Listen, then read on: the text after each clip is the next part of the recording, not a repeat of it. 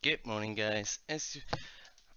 I was scavenging Discord yesterday, I noticed that a lot of people are complaining about the teleport grab, right? So I decided, well, why not start the day, by explaining to you exactly what you can do and how to engage against these things. Now, you can either complain about being shift grabbed, or you can spend 15 minutes finding out how to handle it. Now first, we're gonna explain shift and teleport on two sides. Let's make a little split here. Shift, teleport, and how they work, because to defeat something, we need to know how it works. Sun Tzu will tell you as much. So what does shift do? Shift is the sort of ability, you can, I think every time Jason gets a new ability, you hear ki ki ki ma ma ma, right? So he spawns with his teleport ability, then you hear ki ki ki ma ma ma one time, that's sense, and the next time it's shift. Okay, before he has shift, Jason is basically the only way to die to Jason is if you run into him. But now he has shift. So what happens? He makes a little motion, it looks like this. That's how it starts. And he becomes invisible and literally a ghost. You cannot hit him, he will not trigger traps, and he will become faster. He's like, let's say, a speedboat, right? So he becomes a ghost, but he's not flying. That means he cannot go where he cannot usually walk. Alright, so for example, maybe you know the archery range. The archery range, like you cannot enter it from below, from the front, you need to go over the stairs. So if Jason shifts into it, the absolutely same happens. He's gonna hit a wall basically. So shift brings Jason only to where he can normally walk.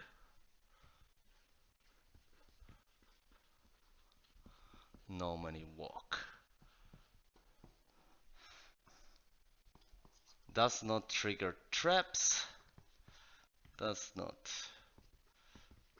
trigger beer traps. Man, the German always with the random capitalized stuff. Beer traps. Nor can he be hit.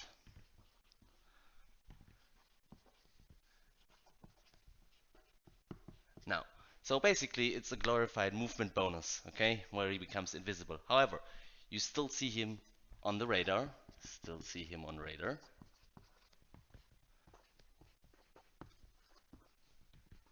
on radar, which is important.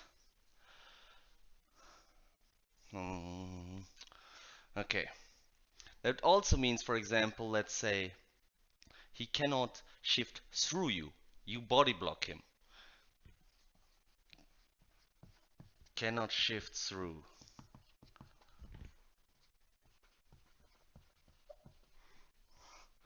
Counselors, cars, well, doors of course as well, but doors are especially important. You still, so you're running away from Jason, you have a bit of a distance, okay, but you're watching him for the most part. You should always try to watch him as you run away as much as you can, and then when you see this motion, you get ready. You look at the minimap, to see his trajectory. It makes a huge difference if he's coming straight at you or if he's doing a slingshot variant, a curved variant. The reason is this: if he comes straight, right, then he will basically hit your ass, and then he will try to get out of the mode. He can do so at his own merit, and then he will try to grab you. This this direct approach, that's a weak approach. You don't need to fear that. You can literally walk straight, and most of the time, unless he's really laggy, he will just whiff. Because, like, how to put it, he bumps into your ass, right? Then you keep moving, he cancels, you keep moving, and then he grabs. It seems instant, but it's not really instant from canceling to grab. This slingshot, the curved variant though, aims to get him in position to grab into your walking distance. So that one is more dangerous. So what do? Well, basically, you start moving sideways or even towards him to mess with his timing. Okay, so because once he presses shift, he's committed, right? And the longer the shift goes, the faster it becomes for him to steer, because he becomes faster, right? So he needs more mouse sensitivity to make a 90-degree turn at the end of a shift than at the start, simply because he's faster. So you could, for example, you see the shift, right, and then you boom, turn around and go his direction. He's not ready for it.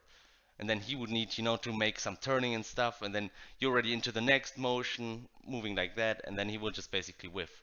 The next very best thing is firecrackers.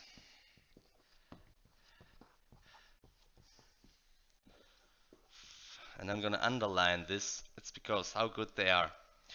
Now, firecrackers work like this. You drop them on the ground, and if Jason comes anywhere near that position, he's stunned.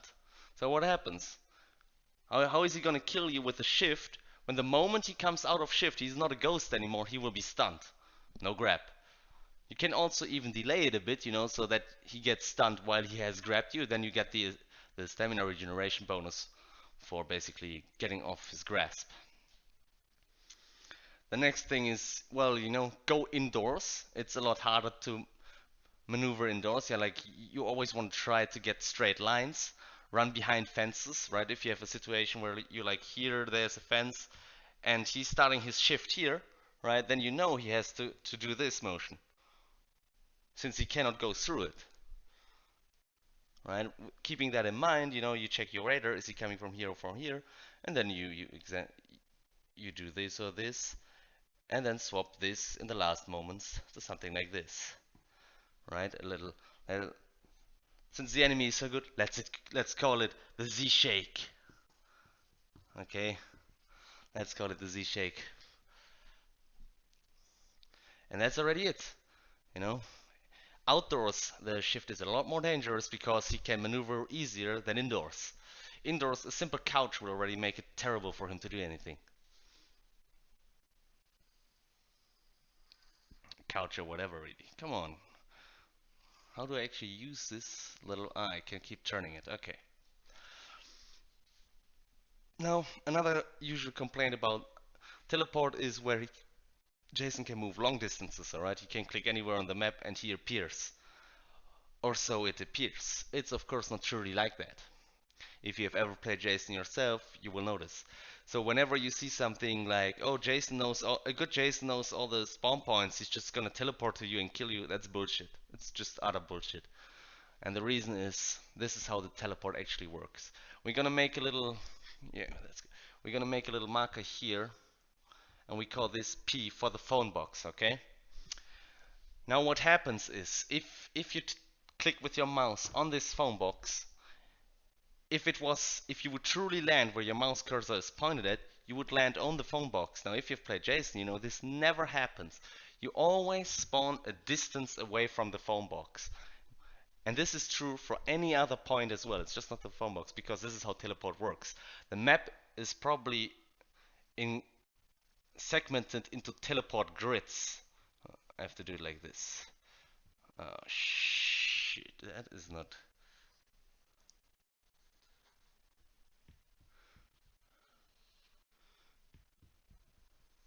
It should be way better to see.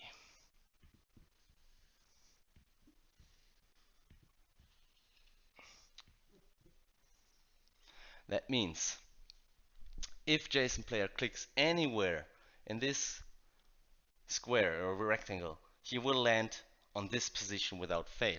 It's predetermined. He does the same thing here, he will land here. He does the same thing here, he will land here. You know what I mean? Like, these rectangles have a predetermined where will Jason be. So that also means, for example, let's say you have a house, right? You have a house. And Jason knows the door is here. He clicks teleport on the door, but where he will land is somewhere around here. Okay, he still has to walk. Unless you're right next to this point, he's not gonna teleport on top of you. He just can't. It's not up to him. It's up to how the grid is across the map. Okay, so teleporting is very difficult in terms of trying to hunt someone, because you actually don't really know, are you clicking as Jason, you don't know, are you currently clicking into this segment or are you clicking into this segment? And that's why it's a bit disorienting to like actually hunt someone with a teleport. It's easy to get ahead of them, but then you have to refine your bearings because it's always so off from where you are. It's the same thing. You're Jason, you want to be on the road, right? You click there, but you're not landing on the road. You're landing here or here, however the grid is designed, I don't know. I mean, this is how I think it currently works, and it should be true. It should be true. You can test it yourself, click on the phone box, you will never land on the phone box. And you can teleport twice, roughly clicking the same, you will always land at the same spot. Which technically you could then be a trap. Is there anything else to say about the teleport? No, but I mean, if he really spawns on top of you, it's bad luck. There's nothing you can do.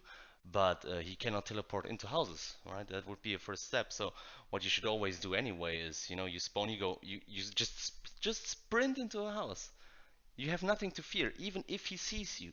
With the other kiting techniques I showed you, houses are still a pretty safe bet. And he's gonna, like, if every counselor, stops sneaking and starts sprinting, it's one in eight that he comes to you, but you're clearing objectives way faster because everyone is sprinting, right? Now you can either trust me on this that this is the optimal play or not, but without his shift, Jason is absolutely no threat. You can literally just, casually walk away from him. It's not a problem.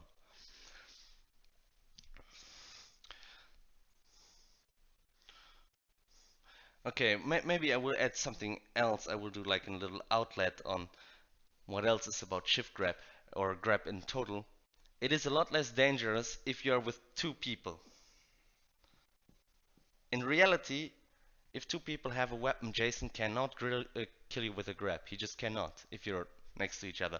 Because what happens is, as Jason picks you up, right, the second guy comes in and gives you a hit. Now, this also diffuses the shift grab for obvious reasons, right? If he comes with a shift grab and yeah, okay, he grabbed you, your mate comes in, gives him a hit, you pick up your weapon, and you just casually move away. And you keep going, maybe to the next house, and then he has to break the door, you regenerate stamina. So if you're really scared about the shift, two people is the solution, Z-Shake is the solution. Take a firecracker, because firecracker are in that case unique. Like you could of course try to take a flare gun, right, and stand your ground and hope that he basically lands in your reticle and you fire fast enough. But the firecrackers are like there. You throw them down and they are there for 10 seconds. If at any point during those, I mean, I took 10 seconds out of my ass. If at any point during 10 seconds he steps into that range or rematerializes, he's stunned. And also you're rewarded with 200 points or so for Pyromaniac and all other stuff. I hope this little quick guide, helps you to be a bit less fearful about shift, and enjoy the game a bit more. See you with the next one.